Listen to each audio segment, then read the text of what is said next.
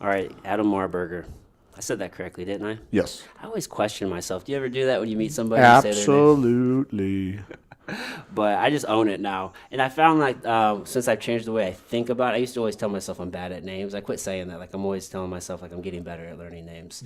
So The key to that is saying their name multiple times. Like say it. Like when somebody says your name, nice to meet you, Adam. No yeah, kidding. So Adam, where are you from? Where'd you grow up, Adam? yeah. Say it a couple times, boom. Yeah, I'll even take a pause and I'll like really like look at them in their face and like, all right, I need to like, and yeah, and it's Eye like, contact and yeah, genuinely trying to connect will allow you to remember that stuff. yeah. I've gotten 1,000 times better at names. It was blowing me away. Imagine here, you know how our students, right? You get new people. They Oh, come into all the the gym. time, I'm man. like, oh, there's times I go look at the sign-in sheet just to make sure because they told me their name. I didn't say it back. I didn't talk to them long enough. I have to Yeah, go back and look at the sign-in sheet so I remember their name. yeah. Oh That's man, horrible. But it's just dude, it's part of being a human though. None of us are perfect. yep. Man, bro. So you just got off the road, straight in from Virginia, right? Man, you're just moving and grooving. Virginia up to Chicago, from Chicago to St. Louis yesterday. So I've been running a little bit. Yeah. And so what are you doing while you're there? So I'm helping dealers put together wealth strategies in their F&I departments, help them optimize profits, basically is what I do. Okay. What does F&I mean? So it's finance and insurance. When you go to a car dealership and when you agree on a price and you want to like complete the transaction, you go into the finance office. So they take care of all the legal paperwork.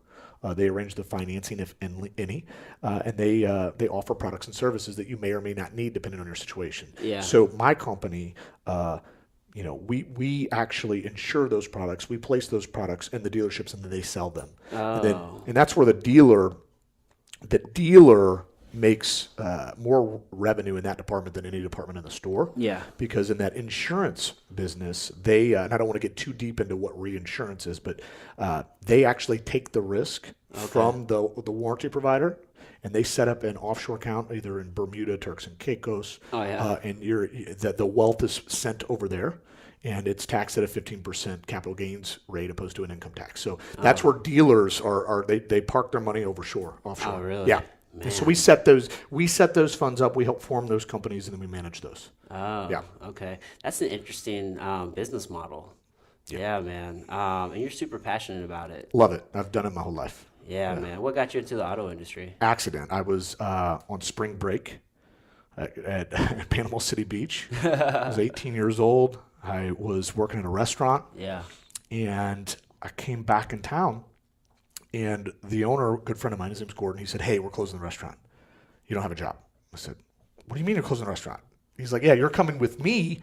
You're coming with me to my dealership." I was like, "What? No way. I'm not. What do you mean your dealership? I'm not going to no car dealership." Yeah. So he wanted me to come sell cars. And I'm like, "I'm not selling cars." It feels so sleazy, right? I did back then. It's 'Cause just like, oh, used car dealer. yeah, I just did not, Yeah. even an ounce of me wanted to. So I made a deal to work as a cleanup guy. I was like a porter. I cleaned up detailed cars. I did whatever people told me to do. Now I made friends with everyone in sales. I was just super friendly, Yeah. hanging out with them. And then they said, "You need to sell cars. You'll make a lot of money." So then I stepped into selling cars, and instantly, because I love people and I love communicating, and it instantly was just a fit. I ended up dropping out of college because of my success in sales, and I never looked back after that. Really? Yeah. How long did you go to college for? 2 years, and I had one class left to finish my associates. Yeah. And I just didn't want to take the time to do it. Hey, man, I can dig it. Well, the thing about that path is it's really a lie. It's good for some, right? But it's at least growing up in this area, we were taught it's like you have to do this or else you'll be a loser.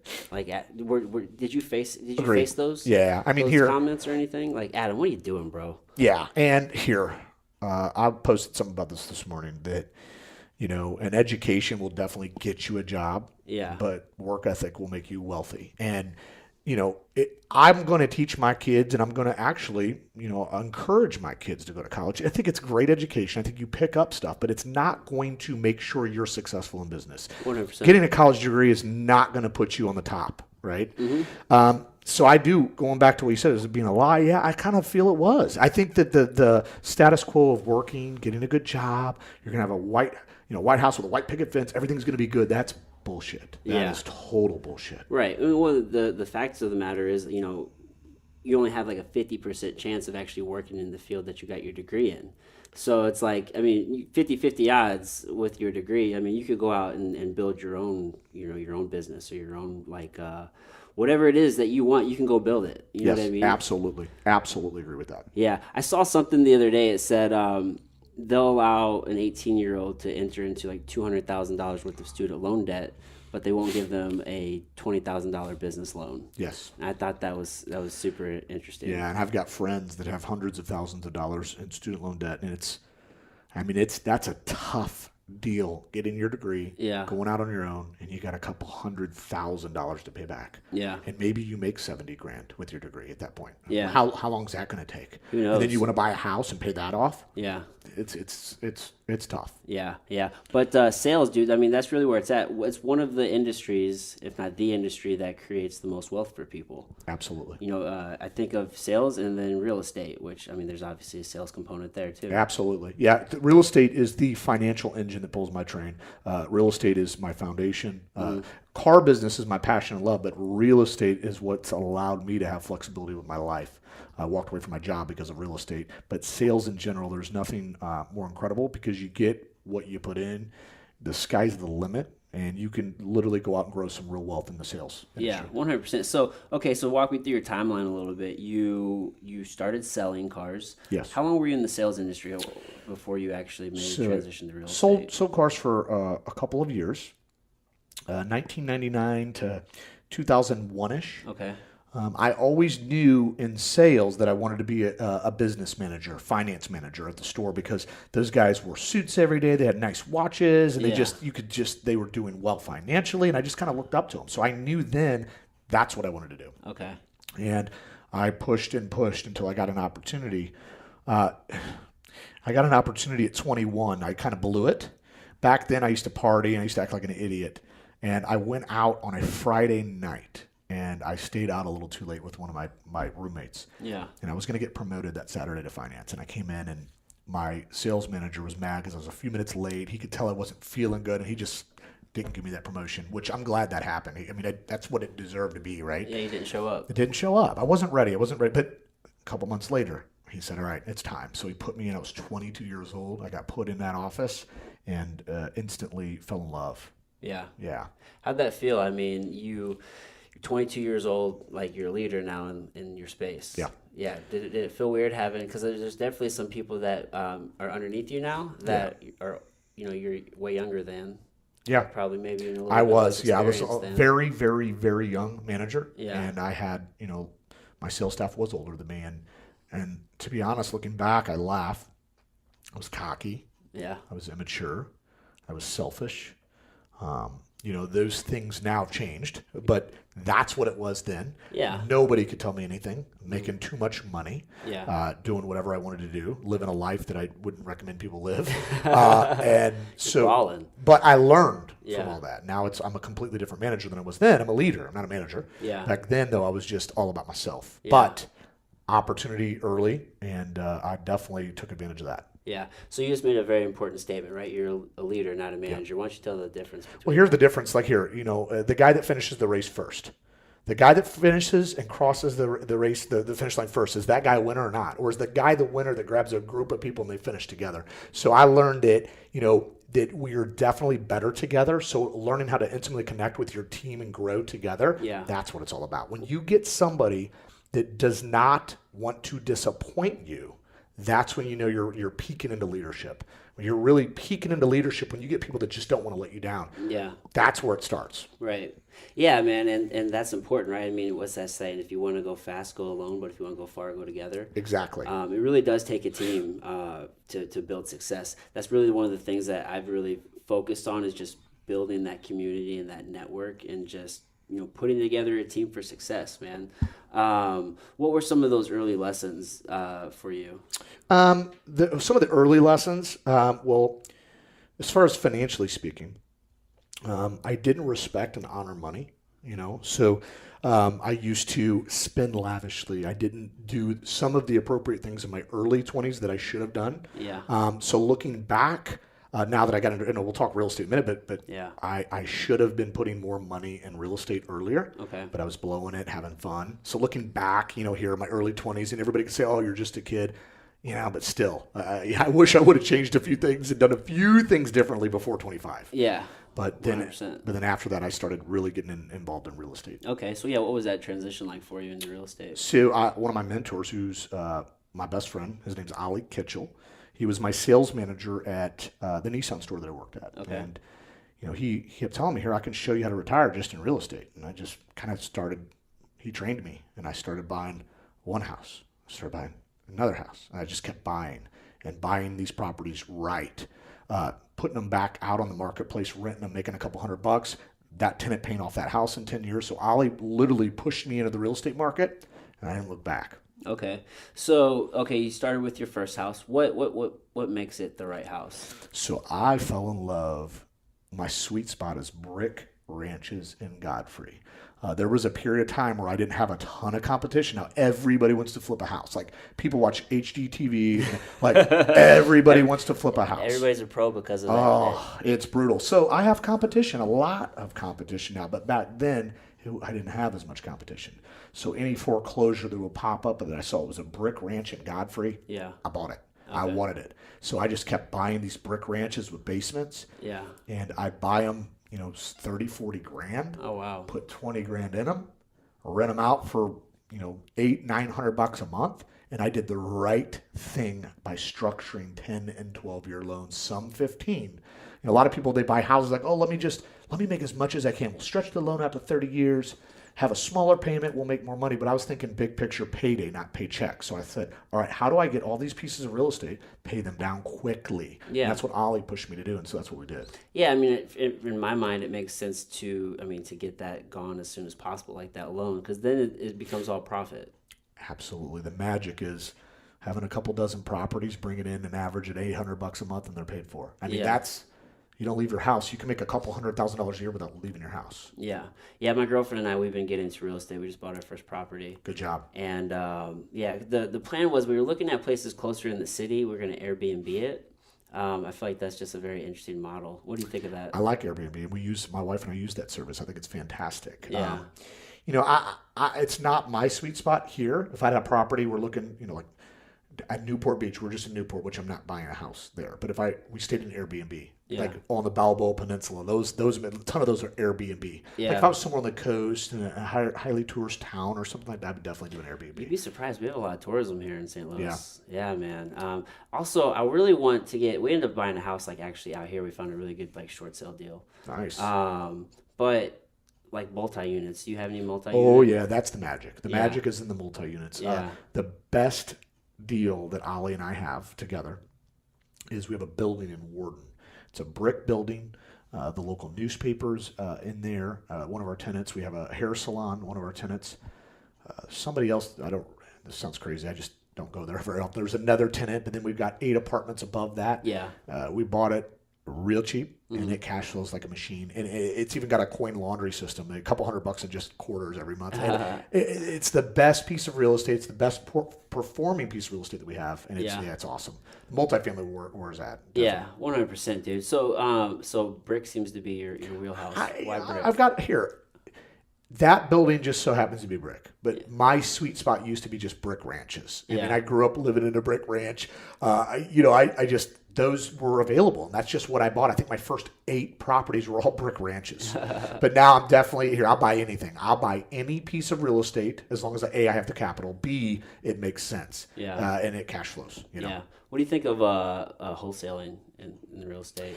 I know some people that are very successful with that. I mean, I'm all things real estate. I support anybody in every area of real estate. I just love all aspects of real estate. Yeah.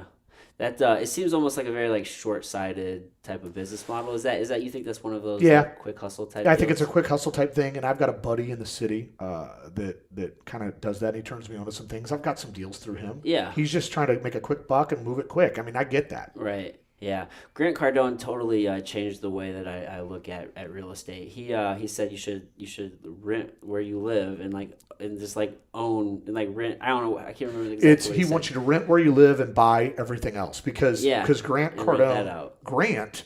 Well, he when he made that statement, it was because he was living in California. Yeah. And he left California to come to Florida because of the freaking taxes. Yeah. And he used to make the statement. It's like, here, when you own a home you're kind of stuck. Yeah. You know, you want to be mobile. You want to be able to leave tomorrow. And that's why he says that. Buy real estate everywhere, but rent where you personally live. Right. So you can move. And that's what Grant meant by that. Yeah, dude, that's just such a powerful statement because how many people are out there paying somebody else's mortgage? A lot. And I love my tenants. And you know what? There's It's not bad. Here, we need renters. A lot of people rent, and a lot of people just don't want the commitment. A lot of people don't want to deal with the cleanup. What if their roof? So it's good for everyone. Yeah. Now, from a business logistics standpoint, I'm going to teach my daughters. Let's purchase real estate and rent out to other folks. I mean, I want to stay in the let's buy property. Yeah, 100%, man. I feel like because I'm always preaching like maybe. Start your own business. Don't work the 9 to 5 or get into real estate. But at the end of the day, like it's okay to not like pursue this path. I'm mostly talking to, and you have a lot of positive messages and like how to get it done and different things. It's like I feel like we're mostly talking to the people like if you're unhappy with your life, like if you're bitching about it, like then do something, right? Do something about it, right? Because here, life's short. Here I lost my stepdad a couple weeks ago, and I started really thinking, like, what am I doing? Like, what is my end game? I could get hit by a bus tomorrow. Then what? Yeah. So it's about doing what you love and going all in. I mean, there are so many people that have untapped potential. There's no shortage of great ideas. Yeah. There's a massive drought with action. 100%. People just don't take action. Yeah. So if you're unhappy with something, just change it. Yeah. Or don't say anything about it. Keep it to yourself because a lot of people complain, they just don't do anything about it. And Grant Cardone definitely instilled that in me back in 2007, 8. And I would listen to him daily. I was a client of his. I would listen to him preach in the mornings. And it's all about taking action. Take action. Massive action yields wealth. If you take no action, you get nothing done. Yeah. So that's what Grant instilled into me. Yeah, dude, 100%. It just takes action. I've had people ask me, man, like, what or how did you start a podcast? I don't really have an answer. I'm just like, I just did it. Like I just decided and then I did it. I've told so many people that. Like it's just that simple. You make a decision and then you go do it. Love it. Just figure it I out. love it. Yeah, you just do. You just got to do it. Yeah. First few times, I'm sure you had some clunkiness. I'm sure, and then you could probably got in your groove, and now it's simple, 100%, right? man. So, what were some of those? So when you got into real estate, I'm sure there was definitely some fumbles, some learning lessons. Oh yeah. Do you have some that you could share for the folks who might be wanting to get into real estate? I've definitely won more than I've lost, but I've lost. I mean, here I bought a piece of real estate in Edwardsville that I couldn't sell it. I just couldn't sell it.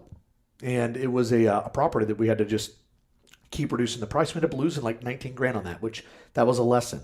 But what I really learned, the most valuable lesson I have ever learned was make sure you know who's managing your property. I had a company, I won't say their name, I had a company managing my real estate, and I was focused on other businesses, and I'm just out working. I didn't think I had to manage my management company. They're responsible for placing tenants, collecting debts, making sure my properties are sound. Well, I didn't do any of that.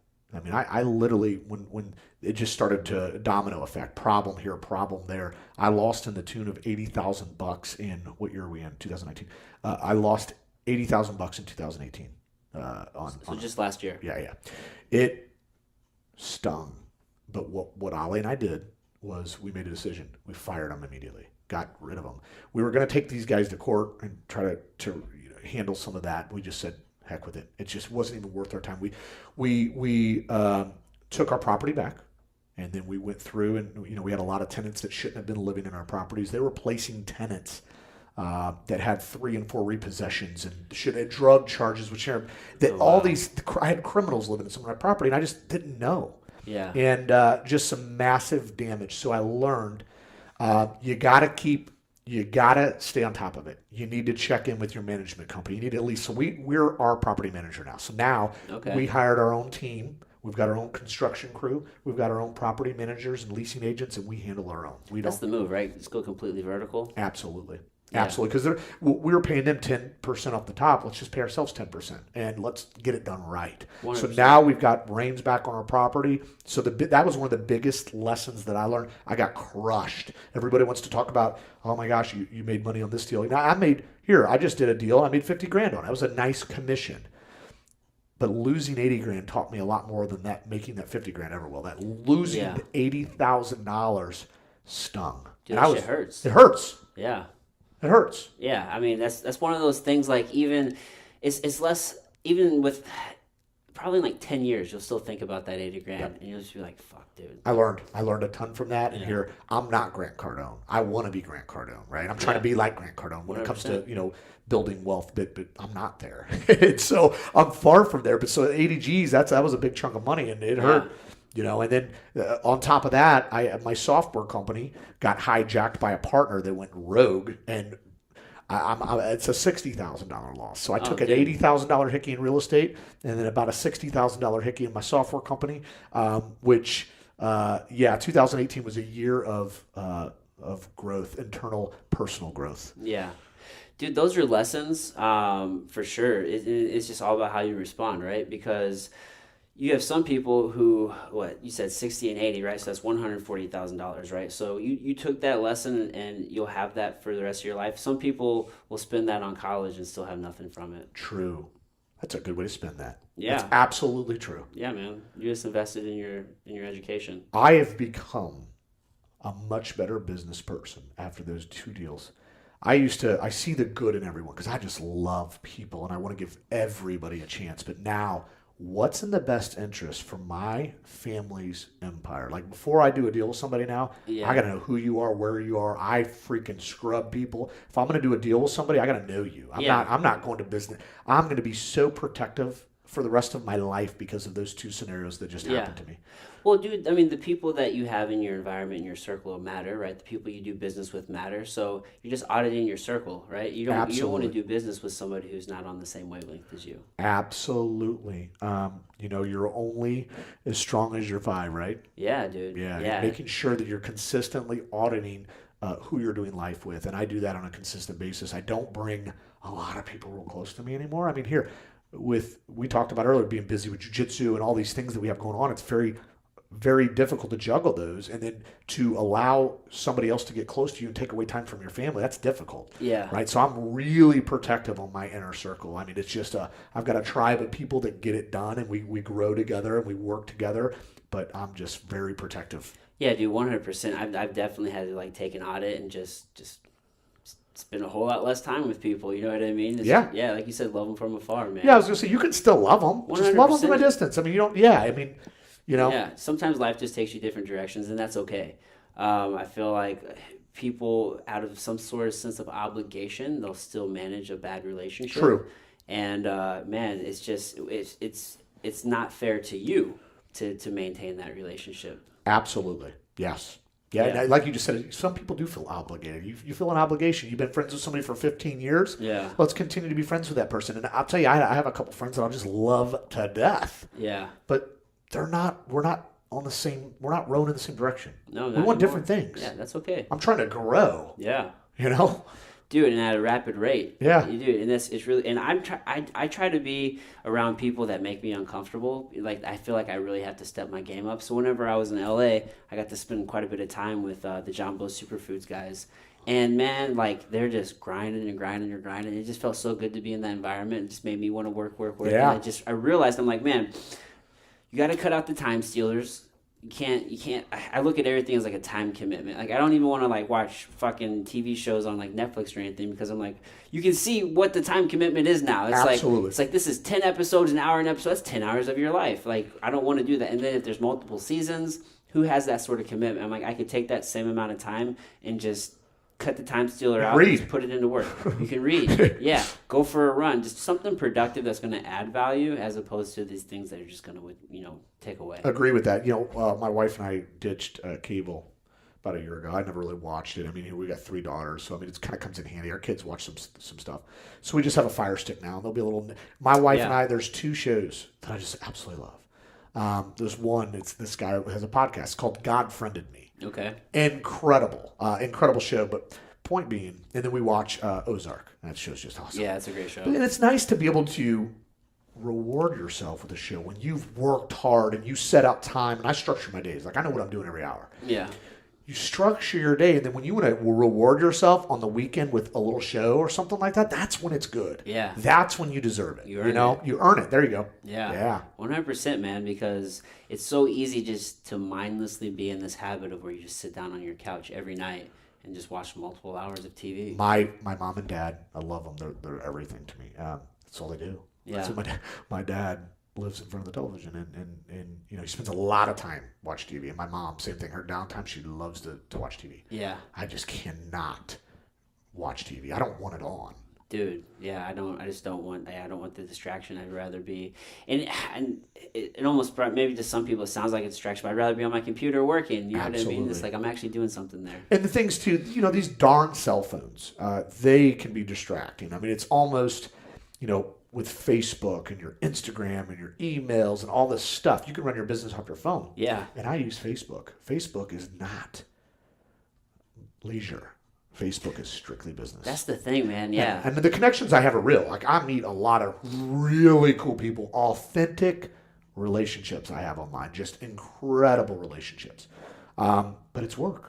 Yeah. I look at Facebook. Facebook in a way is kind of my CRM. I mean, there's customers there. 100%. There's people that I want to do life with. I've met a couple dealers. I just met a dealer by the name of Ken Cook up in northern Indiana.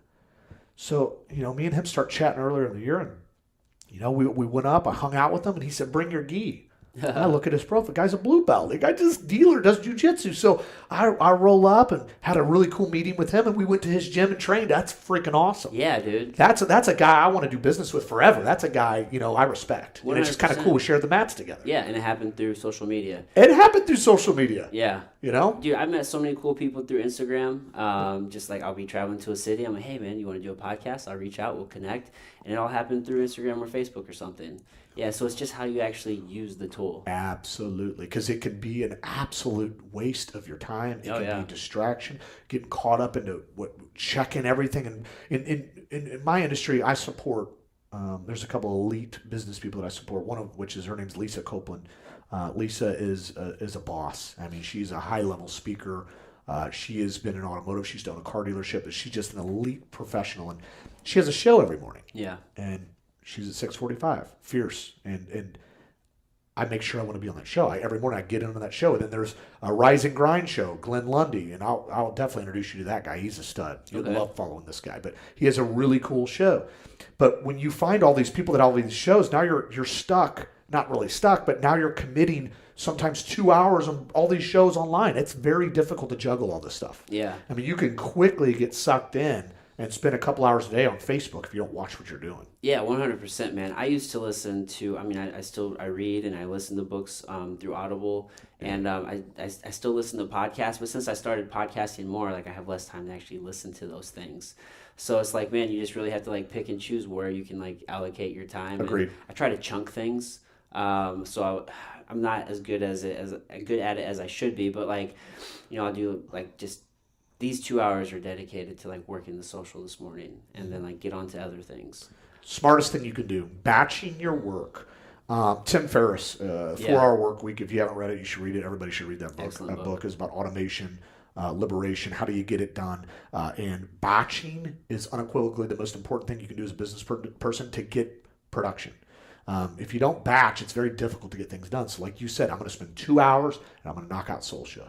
And then the next 2 hours, maybe I've got a podcast. So the next hour is a podcast. And maybe the next 2 hours, I'm at my gym. I'm going to train. I'm going to teach. And then the next hour after that, I'm going to read self-development. If you have that stuff batched out, that's because I can't get it done. If I don't batch for my gym, and if I don't batch for real estate, and if I don't batch for automotive, and then I don't batch for family, if I don't batch for personal devotion, I can't. It's impossible. You have to batch. Yeah, dude, you're doing a lot of different things. Yes. Right, you have to. I think one of the biggest takeaways I got from that book was I turned off all of my notifications. Yes. Yeah, like so that there's no distractions. Because that red bubble, to me, dude, I have to check it.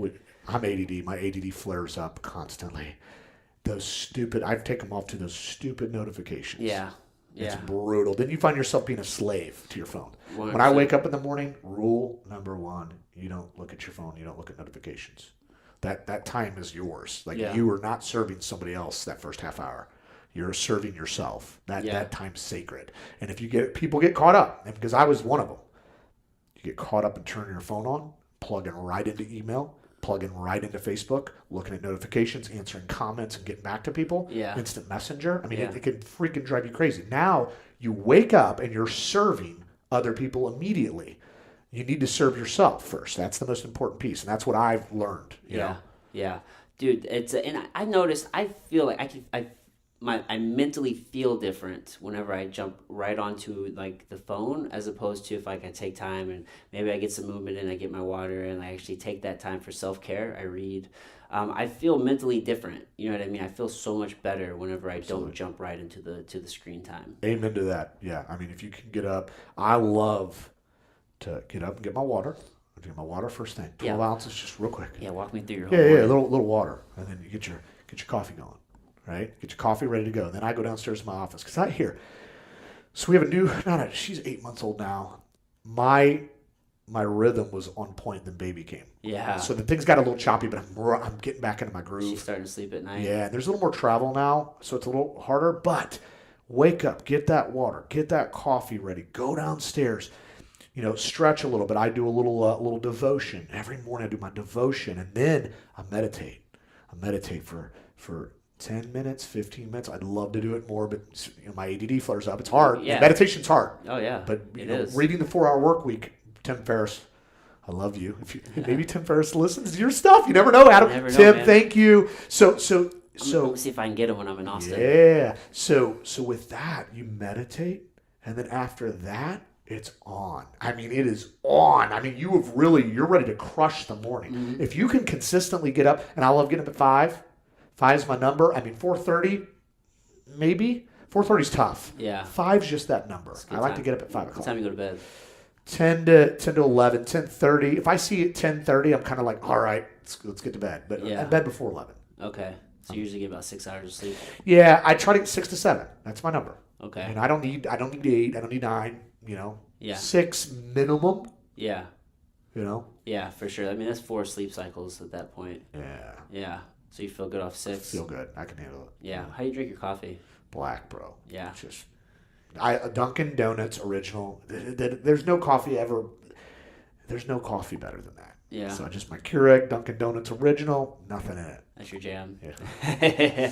I can dig it, man. You said something earlier beforehand. We were talking about Grant Cardone. I want you to share with other people. Yeah. Because it was a very pivotal time for you, right? Yeah. Will you share that story? Yeah. So Grant is a guy that I've been following for a really long time. So before Grant's pretty popular now, but a decade ago, Grant was popular, but not as popular. Now, we were clients, our dealership, Auto Centers Nissan, we were clients of Grant Cardone.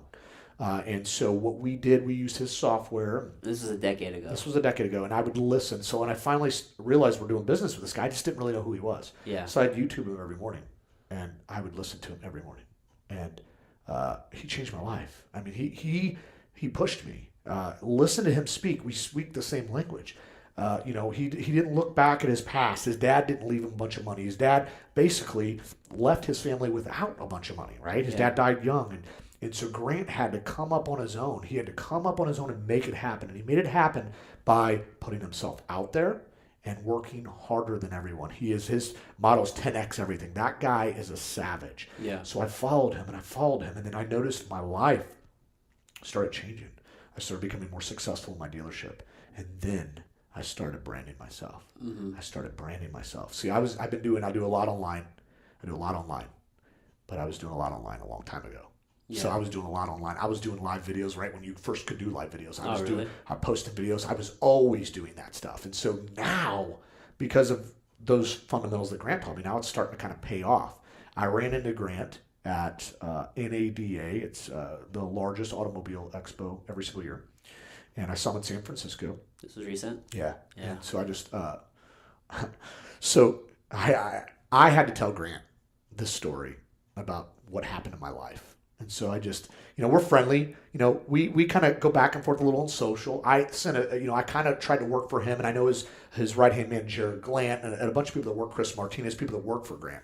And so I'm kind of in that circle a little bit. We see Yeah. each other online, we support each other, and Grant's the man. My online coach has done work with Grant, so I'm kind of plugged in that way, Nice. right? So I had to tell Grant, I said, hey, listen, dude, I want you to know you changed my life. You actually saved my life. I go, I was a guy, a little complacent, loved to make money, but I didn't have that push. You were that push. I listened to you every morning. You taught me to take massive action. You taught me to go all in on real estate. And then I used a cuss word. So I said, you're a bad mother effer. I'm not going to use the cuss word because my mom could listen to this. Okay. I think I said the S word earlier. But with that being said, Grant goes, Adam, do me a favor. Say that again real quick. Hold on. So he brings over because he's got a big entourage, his film crews there, and he has people goes, say that same thing. And I was like, you want me to say like the F word? He's like, yeah. So anyway, I said it. But yeah, Grant is, I had to tell Grant because Grant Cardone has been one of the most influential people in my life. Without Grant, I don't know where I'd be. I mean, here, it's kind of cliche to say, like, a lot of people like say these things about famous people. And yeah, Grant is kind of famous in this business world. But Grant legitimately was somebody who pushed me from a distance. He didn't know. Yeah. He didn't know what he did to me. Right. But he took my business to the next level. Yeah. Dude, that's such a valuable thing because I think people need to understand that. I mean, you can find a mentor anywhere, and they're so like widely available now with social. There's just so many. Absolutely. Grant Cardone, Ed Milet, Andy Frisella, like Yep. those come to mind, and it's like they're out there giving these lessons that like Bedros Koulian, like that really work. Yep. And you could just take these lessons immediately and apply them into your life and change it. Yep. And the key to that is having an open mind. You got to be humble. You got to humble yourself. You have to have an open mind. So when you take advice and you listen to these mentors because they're readily available and they give free stuff. I mean, there's free content everywhere. Everywhere. Humble yourself. Keep an open mind. That's how you grow. And a lot of people are just not willing to do that. Dude, yeah, take an honest assessment of yourself and be like, fuck, like maybe I am coming up short here. Like, I mean, if you're not living the life that you want to live, then you need to audit what you're doing. Absolutely. And another thing too, Gary Vee. This is Yeah, one of his Gary principles. Vee. Gary Vee's the man. One of the principles that I learned from Gary Vee is, listen, let's not dwell too much about what you suck at. Yeah. All right, delegate that crap. And what you're really good at, you go hard. And and don't get me wrong. Do I want to get better in all aspects of my life? Sure, I do. Yeah. But in the business world, if I'm really good at getting in front of people and closing and kind of making things happen, but I suck at admin type stuff, delegate the admin. Yeah. I've got a partner in my new agency. His name's Steve Oldenburger. Him and we started our own agency, and we build wealth for car dealers. We are a one-stop shop for a dealer's finance department. We just do everything. And he knows, like, our roles are pretty defined. I'm the sales guy. I'm the guy that's going to set appointments. I'm the one that knows how to train and coach these managers and lead them. Steve has got an MBA. He's an elite level. He ran massive corporations. Just an incredible genius is what this man is. He's the charts and graphs guy. He's admin. Yeah. I'm wealth building. And Yeah. we're perfect. Yeah. It's a perfect fit. It's a team, man. Like you said, you have to figure out, and it takes humility to be like, I'm not good at this, and it doesn't mean you don't try to like, well round yourself, but it's like, hey, like let me find somebody we can work together so we can get there together. Absolutely. Yeah. Absolutely. Amen to that. Yeah, man, that's dude. So many people will just be held up. For my own personal life, I tried that. So I'm redoing my website. And it's just to the point where it's like, dude, I gotta hire somebody for this because I don't have the time to like learn what it takes to like. I've got a guy. Yeah, dude, for real. I got a few. Actually, I got some good ones if you need some help on For real, dude. I'll plug in with those guys because it's just like, man, I gotta get this done, and I can't do it myself. You just gotta start, delegating those tasks, man. Grant Cardone, what's one of your favorite? Like, which book do you like the best of his? If you're not first, you're last was one of the first ones. Grant Cardone, his message is pretty dang similar. Yeah, all this stuff. on all of them. Yeah, I mean, Grant Cardone, it's do whatever it takes. Yeah. Obscurity will kill your business. Yeah. People need to know you, not necessarily like you. It's important that they just know you. Yeah. right?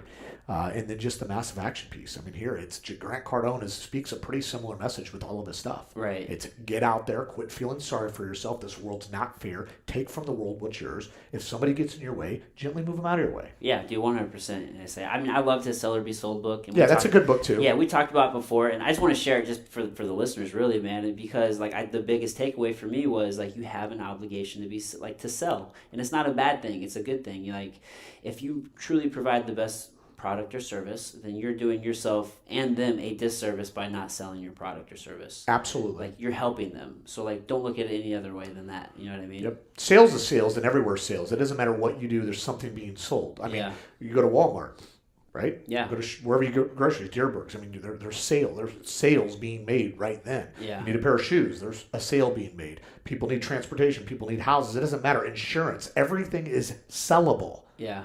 So, I mean, a lot of people say, "Oh, I'm not a salesperson. I don't feel comfortable being a salesperson." No, you're a liar. You're already a salesperson. You just don't know that. Yeah. Yeah. You're just probably not doing a very good job of it. Yeah. Do you journal? I don't journal as much as I used to, but I do journal. I have a little planner every day. I'll write some stuff in it. I write little notes along the way. Yeah. My wife journals much more effective than I do. Okay. Do you have like a daily task list? I do. So every single day I'll structure it out. I've got my Rise and Grind planner that Glenn Lundy sent me. And it starts at 4:30 a.m. and it goes to 10:30. That 4:30 is just there. I mean, there's some mornings I'll see it. Not really. I mean, there's some mornings I'll see it. But really 5:30 is where I'll start etching things in, because that first half hour I leave kind of just devotion and get my stuff together. I'll just write that in there. But yeah, I plan out days. If you don't plan out the day, structure, organization, and discipline are the most important things to start any foundation. That's your foundation. Yeah. And by structuring your day, like I talked about batching, batching your work and having a schedule, that's the most effective way to get things done. Okay, cool. So who are some of your like other like motivators or people that you look to as like a mentor? John Maxwell, in my opinion, is the greatest leader that's ever walked the planet. John Maxwell is the man. I mean, he is all about leadership and communication, how to really lead people. Tony Robbins. I mean, here, a lot of people say, "Oh, Tony Robbins, he's the man." Tony Robbins is an incredible communicator. Gary Vee is one of the guys, and of course, we've talked about Grant. A guy by the name of Logan Stout, though. Logan is a businessman out of Texas, Dallas, Texas area, Frisco, actually. He owns a company called ID Life. It's a wellness company. Okay. Owns a company called the Dallas Patriots. It's a baseball league for youth. He has owned several companies. The guy's an elite performer, and his coach is John Maxwell. So it's kind of the same philosophy. Logan's, I think, a year older than me, and it's just been uber successful. And it's all about servant leadership. He taught me how to be a servant leader, how to put people first, and profits show up. Yeah. Because it's amazing. It doesn't matter what industry you're in. If you genuinely put people before yourself, always, and it's about them, profits show up. 100%, man, if you're giving. Yeah, dude. And Logan has been an extremely influential person. I got to meet him in Chicago a year ago, which was awesome. He's my mentor. I'm in his mentorship program. One of the most incredible guys I've ever met. Dude, so you obviously invest in like your education and yourself and like your development. Why don't you talk about like how important that is and some of the things that you're doing? Extremely important. So there was a guy I didn't mention. His name's Ken Walls. Ken Walls is a guy that I look up to greatly. So he's my social media coach. Okay. And he's not cheap. He is extremely good. He knows how to place people and position people and connect people, and he's just incredible. When I screw something up online or I'm not storytelling enough, because storytelling is everything in sales, and if I'm not telling that story, he'll tell me, "Dude, get a grip, Adam," and he calls me out. Yeah. Like we have a deal. There's no punches held. There's days I want to punch him. Yeah. But I don't. Right? but Ken's the man, and so Ken's been that guy to really coach me and lead me and connect me. Yeah, dude. As a leader, if you aren't holding, the people that you're teaching, that you're leading, if you're not holding them accountable and to a standard, then you don't care. Like holding them accountable, it shows that you care. Mm-hmm. You know what I mean? Like, cause it's like, dude, like, what are you doing? Get it together. Like, I care about you. I want you to succeed. This is why I'm hard on you. Yep. So if somebody, I used to have a coach in high school. It's like if I'm hard on you, it means like you should be okay with that. Like the moment that I stop talking to you, then you should be worried. You should be worried. Yeah, 100%. Yeah, accountability is absolutely necessary. And I've got a dealer group in St. Louis that I work with, and I hold this huge group accountable, and there's a few people that don't like it. But if there's no accountability, you can't move that needle. I mean, you got to move the needle. And a lot of times people do things their way and they float around and do life their way. But accountability is necessary. Yeah. And the dealerships that I see that fail are failing because there's no accountability. Yeah. I mean, you got to have accountability. 100%. 100%. What are some books that you recommend? I mean, we've talked about a couple, but what are some of your favorite books that you recommend? So there's a few books that we talked a little earlier, a little about Tim Ferriss, The 4-Hour Workweek. Yeah. That book can really help you take a look at your life. Yeah. Decide what's important. How hard or smart are you working? That book is incredible, and I highly recommend people read that book. The Subtle Art of Not Giving a Yeah. That book is a good book too. I still haven't checked that one out. It's on my list. Absolutely do. It's a quick read. I read it one leg on a flight, and I'm going to tell you, it allows you to slow down and really think about it, man. And it's like, really, who cares? Like, worrying about what other people think is detrimental. It doesn't matter. No. As long as you're kind and you're humble and you're putting people first and you're doing the right thing and you're minding your business and taking care of people, what else does it matter? Yeah. And so that book right there really gave me a good perspective, and that helped me. And then, of course, I read the Bible. I like to read the Bible on a daily basis. Okay. The Bible, for those that aren't religious, it's just a good book. I mean, there are stories and lessons that you can use, and I love it. And and then with that being said, Grant, I love audibles. I love audible books. I like to listen. Yeah, man, I do a lot of audible books. Yeah, and so it's really nice, especially if you're in a car, throw on a book. Yeah. Yeah. Have you read Tribes by Sebastian, or maybe it's just Tribe by Sebastian Younger? I haven't, but I've been recommended that book. Dude, it's so good, and on Audible it's only like 3 hours, just a quick. Dude, it's so good. The Power of Now I just finished by Eckhart Tolle. Okay. That's a solid Audible. It's a long one. It's kind of dry. Yeah. Some of them are tough, but Yeah, dude, you gotta be careful with some of those Audible books. Yeah. I just ordered The Four Agreements. I'm gonna read that one. I know it's a quick read. I already know the gist of it, but I really want to definitely check that out. One book I will highly recommend. This is for everyone. It's a book called Tribe of Mentors. Tim Ferriss interviews like 163 elite professionals. Oh yeah. And it's one of those books that's like chapters. It's like 3 pages, 2 pages. It's each segment. Yeah. So you can get into it on a daily basis. Read a chapter. Yeah. It's a great book. Yeah, man. Tim, I love his writing style. It's very easy to read. Well, and I'm kind of a modern day Stoic. Yeah. And with his views on Stoicism and his views on martial arts, and I mean we fit. Yeah. Like his thought, he's a martial artist. Yeah. He's not as good as you, but he's a martial artist, and the guy's got he's got good perspective. He really does. Yeah, man. Have you read The Obstacle is the Way? I have not. It's a good book. It's just more about, I can't remember who wrote that. Matt? I don't know. It doesn't matter. Yeah. But either way, it's more, those Stoic principles. Yeah. Essentially saying that whenever you come to an obstacle and, we tend to try to avoid those, it's like you should fucking face that head on. Absolutely. You know what I mean? Like, that's where the growth is. That's where you get better. Absolutely. Instead of like taking the path to avoid that. You know what I mean? Yes. So when what got you into jiu-jitsu? You're a hardcore business dude. I love martial arts, and so it started in high school. I started kickboxing. I had a buddy of mine said, "Hey, go with me to O'Fallon, Illinois." And first couple times I went in there, I was like, "This is kind of cool. It's kind of cool." And then I started like getting my butt kicked a little bit, right? Because if you're not used to sparring, and they had me sparring like way too soon, I think. Okay. But if you're not used to it and you've not really boxed another boxer, you get lit up, and it demoralizes you. So I had a short stint with kickboxing.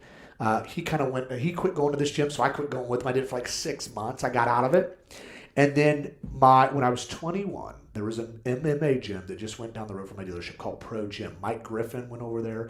Guys like Todd Murphy, Scott Ventimiglia, Brad Jones, James and Jason Autry, a bunch of people trained there. And so I started going into there, and they kind of split up. That's when the War Room was. So what happened was Pro Gym, Mike kind of went one way, and War Room, Brad and all those other guys developed War Room. Okay. So I stuck around a little bit there, and what I was fascinated was I went in there, and I thought I was tough. Still not tough. Thought I was tough back then. And I went in and I got crushed by a guy named, I love Todd. Todd's a great friend. Todd Murphy. just destroyed my existence. I mean, I think I got caught like in 15 submissions in like 3 rounds. I just like, wow, but I fell in love. Yeah. I left that day and said, wow, I love jiu-jitsu. Yeah, and man. so I got consistent, and then I started doing some MMA, did a couple fights, did some boxing fights, some kickboxing fights, and then I was like, I kind of liked it, but I really loved my profession. And what happened was I would show up with black eyes and beat up so much. I was just beat up all the time. All the time. Yeah. So I would start my introduction with my customer, like, hey, by the way, I'm a mixed martial artist. I do jiu-jitsu, and I don't like fight people. Like, I just do it for practice, right? So I just don't. And so my customers loved it. They love it. They loved it. They come in my office and see Hoist Gracie stuff, and they're like, wow. And then it helped me. Oh, yeah. It helped me. And then, like we talked earlier, it's very difficult to be successful in a martial art. If you want to be a fighter, you need to commit to being a fighter. Oh, yeah. I was never a fighter. I mean, I'm a fighter, but I'm not a fighter. Like, I'm not you. Like, you took your pro career and you got serious with it. I just didn't have that commitment level with MMA. Right. But I got into promoting MMA. That's how I developed an incredible relationship with Mike Rogers. Okay. So I made the decision to start a promotion company in 2006. I was one of 3 licensed promoters in the state of Illinois. Back then, I was doing a pro fight every 90 days. Really? Jesse Finney, I spent some time training over his school. Jesse's a guy I've always admired and looked up to. Jesse's a hell of a guy that I learned a lot of business from Jesse. Oh, he's a hell of a business. Oh, he's incredible. He's one of the best. He's a winner, man. Love Jesse Finney. He's my boy. So I said, all right, well, let me do this over here. And I crushed it. I did pro fights, sold out so many shows back to back to back. And I made a deal with Mike Rogers, Mark Fiore, and Steve Knogle at CMMA at the time. Okay. And then we had War Room. So I went in, and Mark Fiore's like, here, if you give me a couple pro fights every show, you get all my amateurs. I said, all right, Fiore. Me and Fiore got really close. Mike Rogers. To this day, he was the best to me. When you're starting a promotion and you're wanting people to fight for you, people just push you off. Because, there's a lot of shows to fight on, right? Yeah. And especially amateur level. So getting amateurs and quality amateurs from a quality camp, that's key. These self-trained guys, they don't show up. Yeah. So getting Mike Rogers and like Mark Fiore on board, the best thing ever. So Mike Rogers, same thing. I gave, Benoist fought for me, Ricehouse fought for me, Alp fought, all those guys. I had all their pros. Which promotion was yours, dude? I was Take That Promotions and then Premier Combat League. Okay. So I had all of their guys, and then I got all their amateurs. So I had all the Emmys, and then Steve Knogle, same thing with CMMA. I gave Sal Woods, and I gave some of their guys pro fights. Yeah. And I got their Emmys, and then I had War Rooms pros and Emmys. So I had 4 camps. I didn't get a lot of love from Jesse. Jesse was doing his own thing, no worries. I didn't really get any of his fighters. Steve Berger helped out a little bit. But those 4 camps, Mike Rogers hooked me up. Everybody always showed up on time. Everybody always showed up on weight, and you guys kicked butt. You guys were good. Yeah, so, we had a good camp. Dude, so how long did you do that for? So 2006 to 2014, I had to get out. Okay. State of Illinois got way too greedy. Yeah. And commission is not. I hear it. I was making big money, and I'll never forget my first show, Battle at the Bin 1, Bethalto, Illinois. I sold 1,200 tickets before we opened the doors. Oh shit, dude, that's a hell of a show. 1,200 tickets before I opened the door. Yeah. And then I decided to do some standing room only and pack some people in. So my business partner shows up at my dealership that Tuesday. We waited till Tuesday to reconcile. He brought me in a Velveeta box, and he wrapped it, and I had nothing but hundreds stacked into this thing. So our first show, I'll tell people what I made now. I don't want to tell people then. Yeah. Our first show, we made, like $50,000 profit. Profit. Yeah. Oh, dude, that's a hell of a show, man. Yeah. That's the thing that it was in the 40. It was not 50. We got a cut on liquor. There was a lot of places we got money. It was like 46 grand is what we made. But that was that right then. I was like, okay, like there's a lot let's of do this. Yeah, dude, that's the payday a lot of people are chasing, but they never got.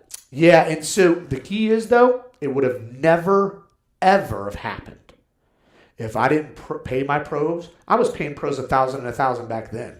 Dude, I paid everybody. Yeah, and I made sure. Well, the thing is, it would have never have worked out if it wasn't for Mike Rogers, Mark Fiore, Steve Knogle, Brad Jones, and Scott Ventimiglia at the World. It would have never have worked out if it wasn't for them. Yeah, those guys. Those relationships. It was the relationships. It was the right people in the right places. We just did a great job. I mean, everybody. It was a team effort. We just did a great job as a whole. Dude, that's awesome. Yeah, man. So then, I mean, you probably learned a ton of lessons there, and then you just Taught me a business. Best thing I could. If you if you want to learn business, become a fight promoter because I was matching fights. yeah. I was marketing, I was advertising, I was social media. I did everything. Mm-hmm. I set the tables up.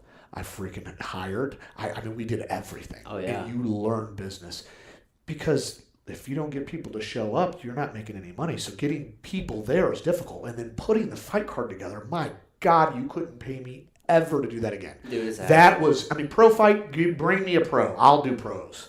Amateur fight card, absolutely not. I lost 10 years of my life on amateur Yeah. fighters.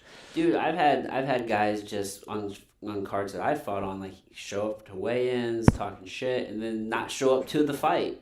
It's like there's certain amateurs are just so unreliable. Yeah, and that's why you get them out of the camp. You get them out of the hit squad, or you got Yeah. to get them out of the camp because otherwise they don't show up. Yeah, man. Some of those just, they're training in their garage or some backcountry gym or something. And you know what? And some promoters get in a tough spot where you need to fill a fight. You got a guy say you're an amateur and you sold 80 tickets. Yeah. And then your fighter backs out. That's the worst nightmare Yeah, for everyone. it happens. So then you got to find the guy that smokes cigarettes, that's freaking jump roping outside, that can't even, I mean, it just, and I wanted to The show must go on. and that's one thing that I can say we were really proud of. We just didn't let anybody fight. We put together legitimate cards. We cared about the quality of the product, and that's why we were successful. Nice. So, I mean, obviously you have a love for, martial arts, and Oh, yeah. you still, continue that today with jiu-jitsu. Absolutely. You have a gym now, right? Yes, absolutely. So Kyle Watson's my coach, my mentor, and I didn't say he's one of my mentors too. Kyle, I didn't part from the war room, so like the war room's still like family to me. But Yeah. I wanted to take another path with jiu-jitsu. I didn't know the war room was still there. I used to go Yeah. out there and like on Fridays that we would do. They have the big sparring. So the Yeah. war room, I don't know a whole lot of what's going on down there now. I need to catch up with Brad Yeah. soon. We just talked the other day. We're gonna get together. But John Mankey was hired by Brad to Yeah. go in there, and I was at the time I was a white belt. I'd started under Kyle. When Kyle moved from Hit Squad to his location on Forest Park Avenue. I was one of the first students there. I mean, I was with Kyle since the beginning of that move. Yeah. And I still trained though at the war room a couple days a week under John Mankey, and then I learned so much from John Mankey. Dude, And he's like the king of drills. he's psycho, man. Oh, I mean, dude. he's a brilliant man on the mat. And Oh, yeah. so a combination of having him there, and then I had to go another direction because at the war room they really weren't offering jiu-jitsu and a gi. And I love gi and I love no gi. I love jiu-jitsu. I think people should do both. I just think you should do both. Mm-hmm. So I went over to Watson's and just committed over there, and I've been with Watson ever since 100%. And I've always wanted to open my own place, and an opportunity came about. The timing wasn't perfect, but it was perfect. It never is, though. True. And I was taking my career, I just left my job after, I retired from my dealership. And I was starting another company. And I wasn't ready to open another business, but the opportunity came at Nautilus Fitness Center. I've got partnerships there with those guys. Great, incredible health club in Alton. And I've got the upstairs, and I've got just beautiful.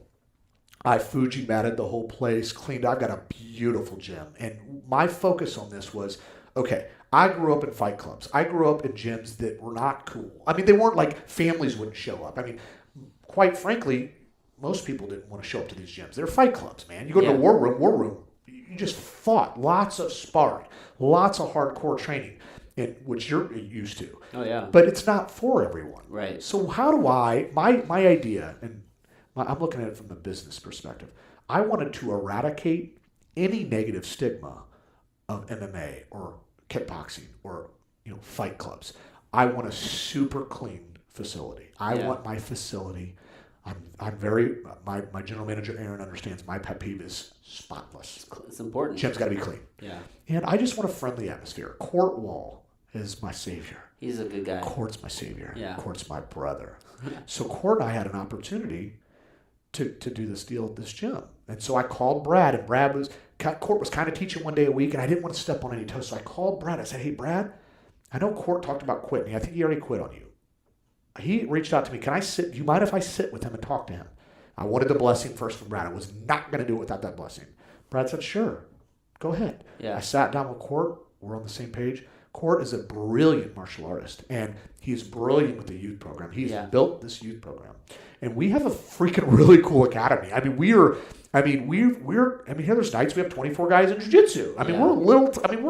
You're growing. And there's small nights there's 10 and 12. I mean, so we've got a legitimate, and we're basic technique. We're one size fits all. I don't care if you're Adam Meredith, high-level pro, or you're a first guy. You can come into this class, and you can fit right into the basics because it's basics. We do a lot of technique. I like drilling. If I'm on butterfly sweeps, we're going to do 100 butterfly sweeps. That's how you get better. Yeah. Reps. Yeah, and then what I'll do is we'll drill, and then we'll positionally spar that move. Instead of just going straight to the sparring like old school, like we used to, let's positionally spar the move that we worked on. I want you working that. And so that's what we do. We're having success there. Yeah. Now, did you partner also with Steve and Josh McKinney on this? Or? So no. So it's a separate entity. Now, we're all under the same umbrella. We're all family and we're all team, right? But Head Nod, Josh and I had a little partnership in Head Nod Squad. Yeah. And which we still kind of do. We decided not to take that to the next level because too much going on. There's a time you just have to agree to throw in a towel on certain projects. 100%. I gave away $70,000 in 2017. Well, I gave away $70,000, okay? Oh, shit. Josh McKinney had to tell me to stop giving money away. I was sponsoring everybody. There was not a lot of reciprocation. Yeah. It's amazing how people will take and not give. Now, with that being said, Josh and I, we have that relationship, right? But Josh and Steve McKinney own Head Nod HQ. Okay. Kyle's is Kyle's, and then mine is mine. Okay, so Head Nod HQ is at a different location. Absolutely. Head Nod HQ, which I'll tell you, on Sundays, if you want to get hard sparring in, Sunday's the day. Got it. Every Sunday at 10:30, like every school's always welcome, and it's just like Josh has got a really good thing going over there. They're a competition-based team. I mean, they beat up our guys. Yeah. And I've got somebody here. I know hopefully some of my guys listen to this. They're good too. They're not beating up all my guys, but Josh's guys are mean. They're bullies. They crush your legs. They're gonna they're gonna go at you. Yeah. Yeah, it's just a different style of training. Yeah, and Josh is just an elite beast of a competitor, so Yeah. that's what he's instilling in that gym. I got it. Yeah, and dude, I just love jiu-jitsu. It's just such a beautiful community. I mean, like you said, I'm sure there's probably several different times where you can think of where you've mixed, jiu-jitsu with business. You know what I mean? Like, always travel with a gi. You know what I mean? Always travel with a gi. Jiu-jitsu it's the equalizer. People are one. I mean, even when jiu-jitsu matches, I mean, you guys are, John Mickey said it to me, he's like, dude, you guys, think about this. You're just brothers. You guys are brothers that love the same thing. Yeah. That just have to compete against each other. Yeah. And it's true. We all love the same thing. Yeah. And I don't know about you, I used to fantasize about my matches. Like, I did so much competing over the last 6 years. It's just nonstop. That I fantasize about jiu-jitsu. Oh, yeah. I lay down in bed and I think about this new move I'm working. How am I going to take the back from here? I just fantasize about jiu-jitsu. Yeah, dude, or, another way to put that, visualization. Like, you have, like, a visualization practice to where, like, during meditation. I remember I had a wrestling coach. He took us through one of the hardest fucking wrestling practices ever. At the end, it was kind of like a meditation and visualization. Like, he made us wrestle a perfect match against whoever that person was for you.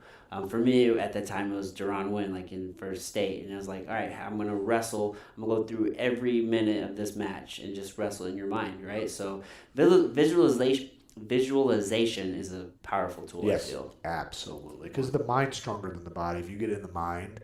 Because I've lost jiu-jitsu matches because of my head. I mean, and the last few times I've competed, nothing bothers me now. Like, I'm just so sound in my brain. But I remember several times, like, sizing a guy up in the bullpen. Maybe that guy's real tall and big. And I'm like, oh, great. I have to deal with it. You know what I'm saying? The mind, the second that happens, you've lost. Right. You've lost. Yeah. It is, dude. A lot of it's mental. It is a lot of mental. Yeah, in all areas of life. Yeah. You know what I mean? It's mentally committing. Like, I really believe that you have to, like, train the mind first. And, having that belief in yourself and that commitment, like, it will take your body so far. Absolutely. And, the jiu-jitsu, my principles on how I train all of my managers and car dealerships are based on the mats. Yeah. Like, I've got my curriculum, my blueprint is road to black belt, road to F&I black belt. Yeah. And so I talk to owners of dealerships and GMs and say, here, you got a white belt manager, you got blue belt managers, purple belt managers, brown belt managers, and you got your black belt manager. Yeah. I'm a black belt F&I guy, and I want to get your guys to black belt. Let me show you where you're at and how to get there. And I have a blueprint based on jiu-jitsu. Yeah. It's all jiu-jitsu. It ties in together. That's powerful. It is. Well, brother, I'm going to wrap this up. I don't want to hold you up any longer. I really appreciate you taking the time out of your day for this. I'm going to leave the floor to you, dude. If there's anything that you want to, plug, promote, how can people get a hold of you, your socials, websites, sponsors, whatever. Yeah, pretty easy to find. You can just find me on Facebook pretty easily. Just Adam Marburger. If you're on Instagram, Adam P. Marburger. And here, I love to connect. I think that, we're better together. I think if you truly want to grow in life, you got to grow with people that want to grow. Find like-minded people, be willing to sit at the table with the greats, and try to be the least experienced guy at that table if possible. 100%. And I'll put your links in the show notes. Absolutely. Too, I appreciate that. All right, brother. Until next time, man. everybody. Thank you. Yeah. I appreciate it.